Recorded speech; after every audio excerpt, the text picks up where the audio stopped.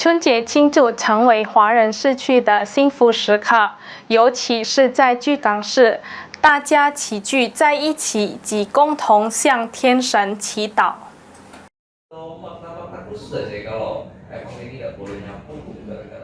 为了迎接新年 ，Pativi 准备了特别节目 Halo Palembang 与印度尼西亚苏南百家姓协会合作，深入了解华人逝去迎接新年的传统。苏南百家姓协会主席 Joni Kusuma 表示，在春节前一天将举行祭祖仪式，随后与大家庭共进年夜饭，并进行祭天仪式。Joni 进一步指出，新年期间总会有一些传统菜肴，包括橙子、年糕，以及一些巨港市特有的美食，如玉饼。Biasanya H-1 sebelum Imlek kita ada acara sembahyang leluhur.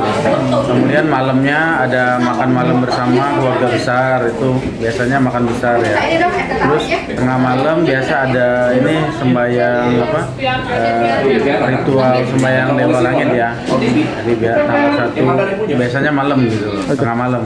此外，在新年期间，黑色和白色的服装不被推荐穿着，因为这象征着哀悼或悲伤。Baru Imlek 2576, kongsi